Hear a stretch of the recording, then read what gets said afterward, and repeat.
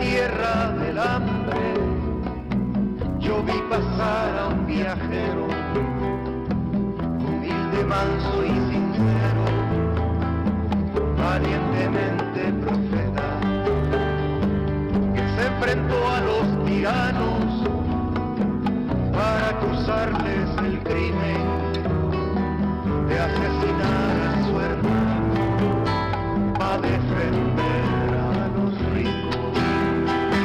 Podrán matar al profeta, pero su voz de justicia no, y le encontrarán el silencio, pero la historia no callará, y le encontrarán el silencio, pero la historia no callará.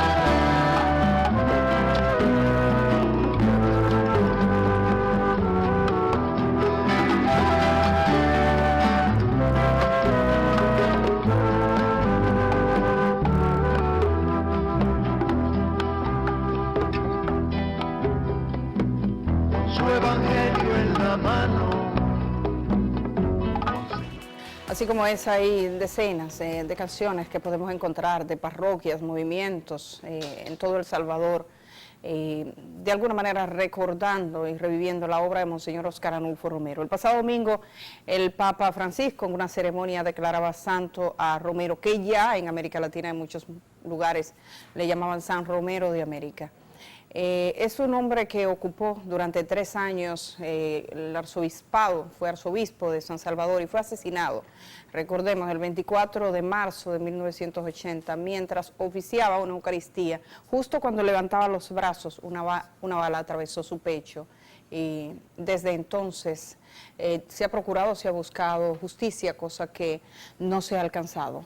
Monseñor Óscar Arnulfo Romero llega a los altares antes que sus asesinos a la cárcel.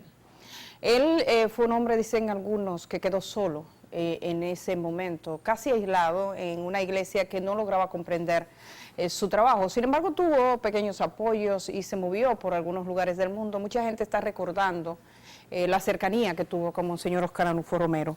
Él estuvo en República Dominicana y eso se los contaba ese día, pero no tenía mayores detalles. Y hemos invitado al programa del día de hoy por la importancia que tiene incluso en el contexto histórico, la visita de Monseñor Óscar Arnulfo Romero a este país, al sacerdote Darío Taveras. El padre Darío Taveras es misionero del Sagrado Corazón. Padre, muy buenos días, gracias por estar acá. Muchas gracias, yo también estoy honrado aquí contigo. Bueno, yo le agradezco a usted. El padre Darío Taveras es alguien que ha trabajado durante muchos años en varias comunidades de este país, le conocen perfectamente en la zona del Cibao, con obras muy específicas, silencioso y de bajo perfil, pero una de esas personas que hace que la iglesia merezca la pena, muy comprometido. Padre, cuéntenos el momento en que Monseñor Óscar Arnulfo Romero viene al país, cuándo fue. Yo voy a dejar que usted se extienda, en qué circunstancias, qué fue lo que él hizo acá, de qué se trataba. Monseñor Romero estuvo aquí en nuestro país un año antes de que lo mataran, en el mes de marzo del 79. Él venía prácticamente de Puebla, donde había recibido un apoyo de un grupo numeroso de obispos y un apoyo que fue muy importante, dado las dificultades que él tenía. Y estuvo con nosotros del 19 al 23 de marzo. 19 al 23, pues justo un año, al 24 lo matan. Sí, y de aquí salió para su país y yo diría con prisa de llegar. Yo recuerdo que al terminar el encuentro que tuvimos aquí en Jaina, yo le dije, pero Monseñor, pero usted no ha visitado la ciudad. Dice, bueno, párate por lo menos en la catedral. Y nos detuvimos en la catedral primada y allí él vio un poco la catedral y sobre todo se cayó de rodillas ante el Santísimo y durante por lo menos 10 minutos estuvo orando y él me dijo, orando por tu pueblo y por el mío. ¿Cuál fue su impresión de él? ¿Era la primera vez que usted lo veía? No, yo lo había visto alguna vez por ahí, por América Latina, pero yo lo conocí siempre como una persona muy Era una persona de estatura media, piel morena, Discreto, tímido, dicen. pero de porte firme, pacífico, tranquilo, y una persona que sabía hablar, sabía expresarse, sabía escribir, tenía una capacidad intelectual, yo diría por encima de la media. Se formó en Roma, en la mejor universidad romana, que es la de la Gregoriana, la de los jesuitas. Pero era una persona, yo diría, con un porte firme, pero respetuoso, piadoso al mismo tiempo. Era una persona, yo diría que tradicional, de una formación tradicional que recibió tanto en El Salvador como en Roma. En ese momento que él viene a República Dominicana, estamos hablando un año antes de su asesinato, ¿qué le comentó él de la situación que vivía El Salvador en ese momento? Y digamos, él era ya para entonces un hombre perseguido. Muy perseguido y bueno, todo se concretizó un año después, pero él tenía cierta, yo diría como ansiedad. Él no era un humano por encima del promedio. Él era una persona que también sentía, yo diría, ansiedad, yo diría hasta miedo, sí, de lo que pudiera suceder. No yo, pero sabía, normal, sabía que, sí, que eran grandes los riesgos que tenía. Sí, y ahora era un hombre por encima de todo, yo diría valiente. En su mundo de obispo, él recordaba, fíjate bien, que él estaba viviendo bajo el pontificado de Juan Pablo II, pero él en Roma, él se formó bajo el pontificado de un gran pontífice que se llamaba Pío XII, pero quien influyó en él fue Pío XI. ¿Por qué? Porque Pío XI fue un hombre de un papa firme, fue firme ante Hitler, y fue firme ante Mussolini. Y de él se dice que dijo más de una vez, mientras yo sea papa, nadie se reirá de la iglesia. Eso dijo. Entonces, Pío XI, bajo su pontificado, le estudió allí. Entonces fue un hombre como que lo influyó en esa manera de comportarse, con firmeza. Pero, repito, él en esos días que pasó aquí, él venía de Puebla y recibió, yo diría, cierto apoyo, pero no dejaba de temer lo que pudiera suceder al volver a su país. Algunos sostienen que en sentido básico, Óscar Arnulfo Romero quedó en cierto modo solo. El Papa de entonces, Juan Pablo II, incluso hubo problemas para recibirlo en una audiencia, que fue la última, pocos meses antes de él ser asesinado. Incluso él narró, según cuenta una periodista, María López Vigil, que él le narró en Madrid, que para conseguir la audiencia, él tuvo que hacer una fila, como un mendigo más, dijo en la mañana, porque le habían negado la audiencia. Entonces al Papa de frente le dice, yo quiero hablar con usted. ¿Cómo ve eso? Porque además hay ciertas contradicciones. Tenemos a un hombre como Monseñor Óscar Arnulfo Romero, muy cercano y defensor de los pueblos y de los pobres y de la gente, y tenemos también dentro de la misma iglesia gente que cuestionaba, e incluso después de muerto, lo siguió cuestionando porque entendían que eso era una labor política o que no tenía sentido. Mire, él vivió esos 3 años últimos como arzobispo, bajo el pontificado de Juan Pablo II. Juan Pablo II, usted sabe de dónde venía, venía del este. Sí. Pero curiosamente, lo que le causó más dificultad a Romero, yo ciertamente hablando con él, pensaba que no era Juan Pablo II, eran los intermediarios, por ejemplo los nuncios. Ajá. Los reportes que enviaban los nuncios eran lo que dificultaban las relaciones de él con el Vaticano. Y yo te puedo hablar de un caso concreto. en los días que estuvimos reunidos aquí en Santo Domingo, éramos una veintena de personas, y entre ellos habían otros obispos latinoamericanos. Y en un momento yo llamé al director de Amigos del Hogar y le dije, bueno, ven a hacer una entrevista y tráete la cámara para que nos saque una foto. Y después que tome esa foto... Mírenla ahí, esa es la revelación de Amigos del Hogar. Un obispo que estaba presente en el grupo me dijo, Padre Darío, sácame de esa foto. Oiga eso, sácame de esa foto. Que yo no quiero que me vean al lado de ese señor. Wow. Entonces había una resistencia. Pero yo diría que esa resistencia fue cambiando. Por ejemplo, en el Papa Juan Pablo II hubo una especie como de conversión, de cambio respecto a él. Y la prueba es que 3 años después de su muerte, enterrado en la catedral, se hizo como un vacío, apenas se mencionaba cada mes cumplía el mes de muerto, y se mencionaba, pero se trató como de borrarlo.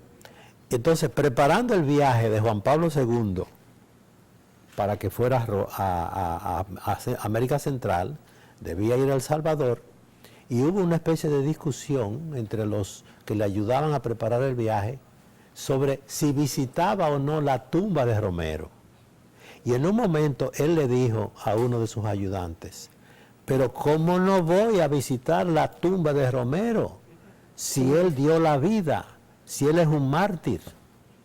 Y así fue. Y así fue, él fue a la tumba de Romero. Que sería impensable casi que visitando el Papa, El Salvador no fuera a la tumba de Romero. Ahora, dicen que tuvo que esperar 1 hora para entrar. Sí, él tuvo problemas, pero repito, son los intermediarios los que llevan...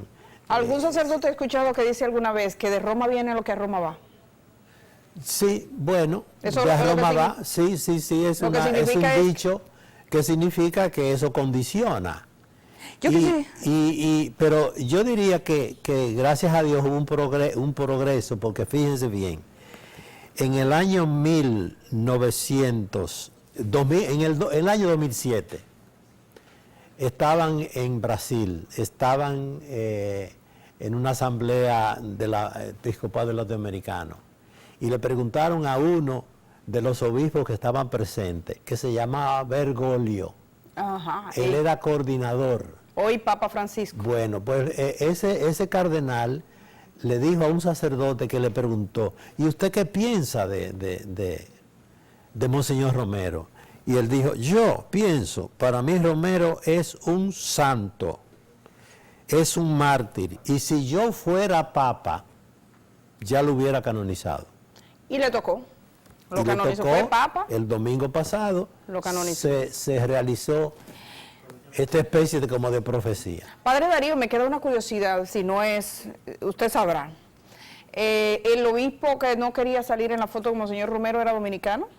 No era dominicano. Ah, bueno saberlo. Yo dije latinoamericano. Latinoamericano, está bien. Vamos, sí. Padre, vamos a compartir rápidamente algunas de las palabras de Óscar Arnulfo Romero. Dicen algunos que su homilía del día 23 de marzo fue su sentencia de muerte. En ella llamó al ejército. Quiero hacer un llamado a los miembros del ejército. Hermanos, matan a sus propios hermanos salvadoreños, y ante la orden de matar que de un hombre debe prevalecer la ley de Dios que dice no matar.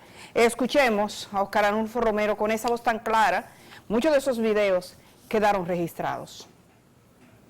Yo quisiera hacer un llamamiento de manera especial a los hombres del ejército y en concreto a las bases de la Guardia Nacional, de la policía, de los cuarteles. Hermanos, son de nuestro mismo pueblo, matan a sus mismos hermanos campesinos, y ante una orden de matar que dé un hombre, debe de prevalecer la ley de Dios que dice no matar.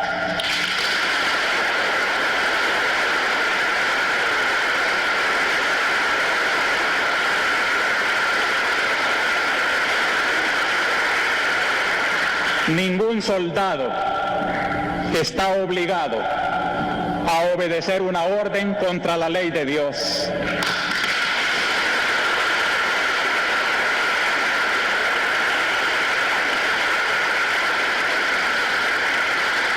Una ley inmoral, nadie tiene que cumplirla.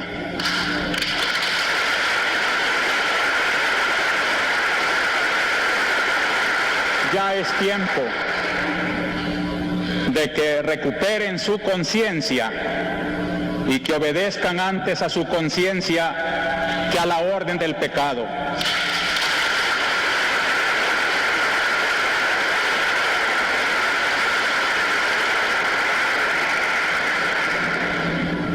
La Iglesia, defensora de los derechos de Dios, de la ley de Dios, de la dignidad humana, de la persona, no puede quedarse callada ante tanta abominación. Queremos que el gobierno tome en serio que de nada sirven las reformas si van teñidas con tanta sangre.